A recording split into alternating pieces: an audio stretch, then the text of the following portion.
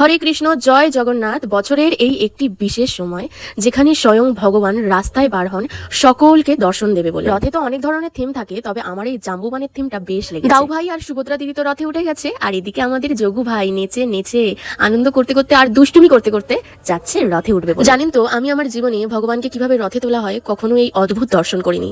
গায়ে কাটা দেওয়ার মতন মুহূর্ত। আমি জানি না কেউ আমার কথা বিশ্বাস করবে কিনা, তবে আমার অনুভূতি এবং বাস্তবতা থেকে বলছি। এই অলৌকিক ঘটনাটা বলার আগে আজকের রথে আমাকে কেমন লাগছে জানিও।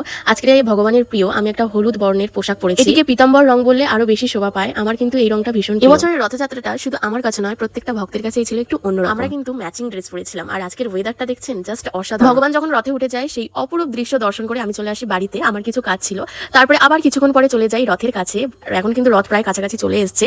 তো সকল ভক্তরা দেখো হেঁটে হেঁটে যাচ্ছে, প্রচুর ভিড় জমেছে, সবাই রথ টানবে, সবার মনে আলাদাই ভগবানকে দর্শন করবে বলে আনন্দ। মন্দিরের চূড়া দেখে আশা করি তোমরা সকলেই বুঝতে পেরেছো যে তোমরা দর্শন করছো শ্রীধাম মায়াপুরের রথযাত্রা। চারিদিকে কিন্তু প্রসাদ বিতরণ হচ্ছে, কোথাও খিচুড়ি, কোথাও পোলাও, আবার জল বিতরণ করছে। তো রথ কিন্তু প্রায় কাছাকাছি চলে এসেছে। এবার বলি আমার কাছে কেন অন্যরকম। প্রত্যেক বছরে তোমরা খেয়াল করবে রথযাত্রার সময় কিন্তু বৃষ্টি হবেই হবে, তবে এবছর কিন্তু সেই দিক দিয়ে ব্যতীত। অন্য কোনো জায়গার কাহিনী আমি জানি না, তবে মায়াপুরে এবছর একটুও বৃষ্টি হয়নি। না ছিল গরম, না ছিল রোদ্দুর, একদম আলাদাই ওয়েদার। সব ঋতু যেন একত্রিত হয়ে গেছে ভগবানকে দর্শন করবে। আমার বন্ধুরা আমাকে ডাকছিল নৃত্য করার জন্য, বাট তার আগে তো আমাকে রথের দড়ি টানতে হবে। কত ভিড় দেখেছো। যারা এবছরের রথযাত্রায় মায়াপুরে এসেছে তারা তো ভীষণ আনন্দ করেছে। আর এদিকে দেখো আমার বরকে, ও এমন ভাব করছে যেন ও একাই রথটা ধরে টেনে টেনে আনছে। আমাদের দাউ ভাই বড় দাদা কিন্তু রথে করে করে আগে আগে আসছে। আমি তো রথে দড়ি ধরার চান্সই পাচ্ছি না, এত ভিড়। যাই হোক, ভিড়ের মধ্যে গলে টুলে যেভাবে হোক রথে দড়ি ধরেছে রথযাত্রার সময়। তবে ছোটবেলা কিন্তু ছিল অন্যরকম। আমার তো এত জেদ ছিল, আমি যেভাবে হোক দিনের দিন রথ সাজিয়ে বার করবোই করবো, এইরকম একটা ব্যাপার ছিল। ভগবানের সাথে আমাদের একটু যদি কোথাও না কোথাও টাচ থাকে না, উনি ঠিক কৃপা করবেই কোনো না কোনো। সব ফেস্টিভ্যাল কিন্তু দেখো সবার জন্য আনন্দ হয় না। এই বাচ্চা ছেলেটি তার বাবার সাথে তাদের কর্মজীবনে রয়েছে। এই মেয়েগুলোকে দেখো, আমার বয়সী হবে কিংবা আমার থেকে 2-1 বছরের ছোট বড়,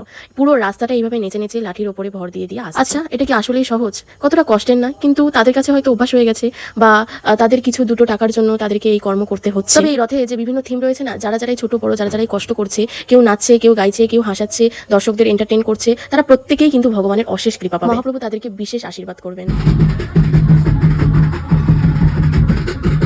তোমাদেরকে একটা কথা বলবো করে করে বলাই হচ্ছে না। ভগবান যখন তার গর্ভ মন্দির থেকে বাইরে বেরিয়েছিলেন রথে উঠবে বলে, ভক্তরা যখন তাকে নাচিয়ে নাচিয়ে রথের কাছে আসছিলেন, তখন কিন্তু পরিবেশ ছিল পুরো রোদ্দুরে ঝলমলে। কিন্তু যেই ভগবানকে ওরকম বার করা হলো, নাচিয়ে নাচিয়ে যখন আনা হচ্ছিল, তখন কোথা থেকে আকাশে কত মেঘ জমা হয়ে ঝিরঝির করে বৃষ্টি পড়ছিল। সে এক পুরো গায়ে কাটা দেওয়া মুহূর্ত। সমস্ত দেবদেবীরা যেন ভগবানকে, স্বয়ং মহাপ্রভুকে দর্শন করবে বলে এসেছে, ওপর থেকে পুষ্প বর্ষণ করছিল। জগন্নাথকে দেখে মনে হচ্ছে না তার এই বড় বড় মিষ্টি মিষ্টি নয়ন দিয়ে সকলকে যেন কৃপা বর্ষণ করছে। যারা যারা এই মহাপ্রভুকে দর্শন করছেন এবং রথের দড়ি স্পর্শ করা মাত্রই তারা পাপ থেকে কিন্তু মুক্ত হচ্ছে। জীবনের কত ভয়ঙ্কর ভয়ঙ্কর বিপদ এই রথের দড়ি স্পর্শ করা মাত্রই কিন্তু কেটে যাচ্ছে। ভগবানের অশেষ কৃপা, তার যে এই অভূতপূর্ব রূপ আমি দর্শন করতে পেরেছি, তার রথের দড়ি টানতে পেরেছি। আমার খুব ইচ্ছা ছিল একদম রথযাত্রার